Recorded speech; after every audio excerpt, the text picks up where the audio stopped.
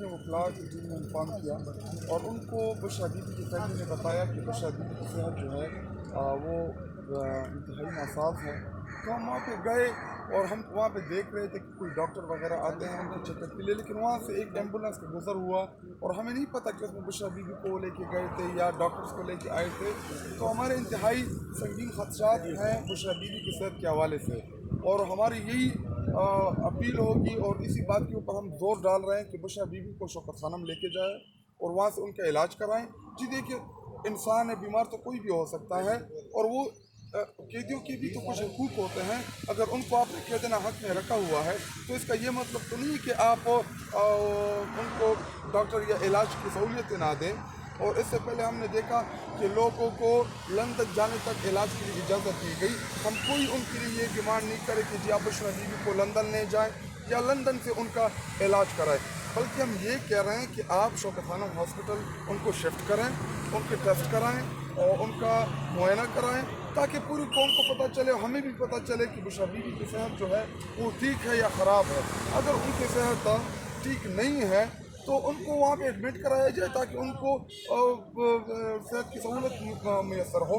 اور رہی بات، ان کا اصل مقصد صرف اور صرف ایک ہے کہ کسی نہ کسی طریقے سے ہم عمران خان کو بشرا بیوی کے ذریعے بلیک میل کرائیں تاکہ وہ ڈیل کر لیں، وہ اس ملک سے باہر چلا جائیں. لیکن عمران خان بارہا کہہ چکا ہے کہ میں نے خودداری کے لیے جو سٹینڈ لیا ہے، اس ملک میں جو حقیقی آزادی کے لیے انہوں نے سٹینڈ لیا ہے، 8-9 مہینے ہو گئے ان کو جیل میں اس ٹائم انہوں نے ڈالے ہوئے. اور قصور کیا ہے؟ جی سائفر ہے کیا جس میں پوری قوم کی ڈگنیٹی کو، پوری قوم کے استحقاق کو مجروح کیا گیا تھا. ایک بیرون ملک سے دھمکی آئی اور اس سائفر میں لکھا کیا تھا اگر عمران خان کو نہ ہٹایا گیا تو اس ملک کو سنگین نتائج کا سامنا کرنا پڑے گا. تو اس میں غلط کیا ہے؟ اس نے قوم کو آگاہ کیا کہ جی ہمیں دھمکیاں دے رہے ہیں اور بیرون مداخلت ہو رہی ہے اس ملک کے اندر. اس ملک کا اختیار عوام کے پاس ہونا چاہیے، جو 22 سے فارم 47 کے ذریعے 8 فروری کو، بلکہ 9 فروری کو ہمارا مینڈیٹ فارم 47 کے ذریعے جیتا گیا، ہم سے لیا گیا. اور اس دفعہ پوری کی پوری واردات ڈالی گئی.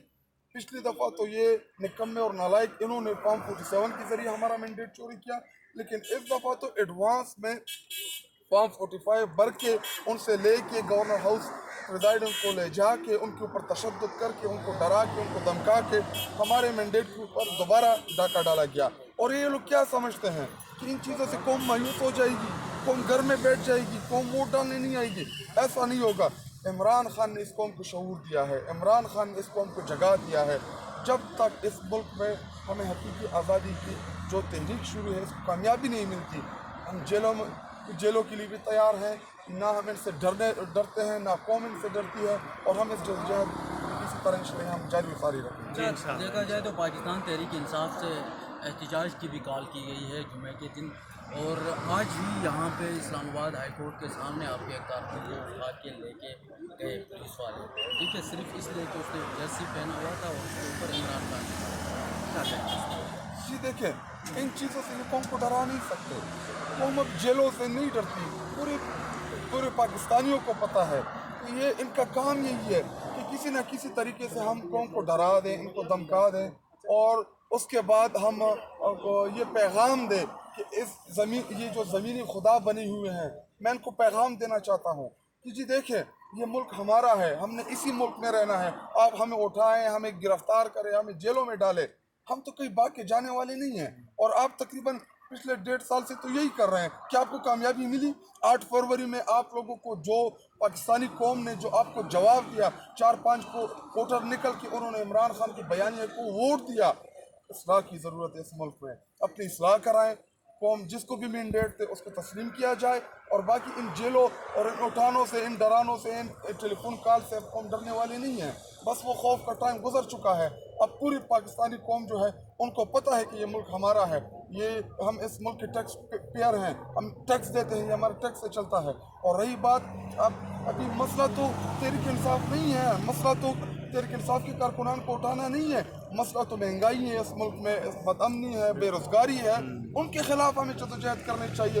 پورا کا پورا زور اس ٹائم ریاست جو ہے وہ تحریک انصاف کے خلاف لگا ہوا ہے. کیا تحریک انصاف کو ختم کرنے سے، تحریک انصاف کے ورکرز کو پکڑنے سے کیا معیشت بہتر ہو جائے گی؟ کیا یہ ملک ٹھیک ہو جائے گا؟ کیا بجلی سستی ہو جائے گی؟ کیا آٹا سستا ہو جائے گا؟ کیا چینی سستی ہو جائے گی؟ کیا گھی سستا ہو جائے گا؟ نہیں.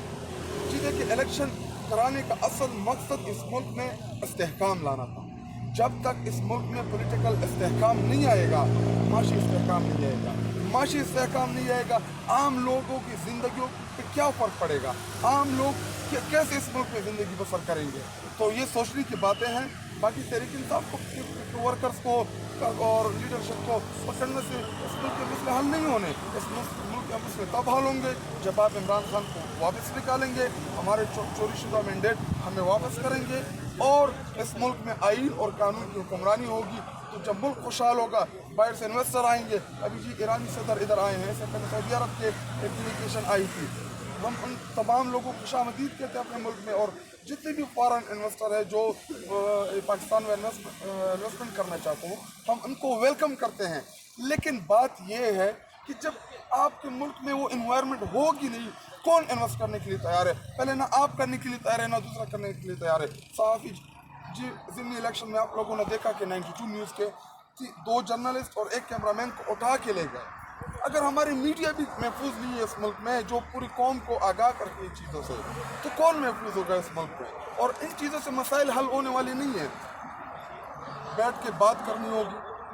عمران خان کو فی الفور رہا کرنا ہوگا، بشرا بی بی کو رہا کرنا ہوگا. ہمارے ان تمام کارکنان جو اس ٹائم پابند سلاسل ہیں، جن کو قید حق میں رکھا ہوا ہے، ان سب کو رہا کرنا ہوگا تاکہ اس ملک میں ایک اچھا ماحول بنے، ایک ماحول تھوڑا سا ریلیکس ہو، اور یہاں پہ انویسٹر آئیں اور اس ملک میں انویسٹ کریں. بڑی مہربانی، تھینک یو. ٹینشن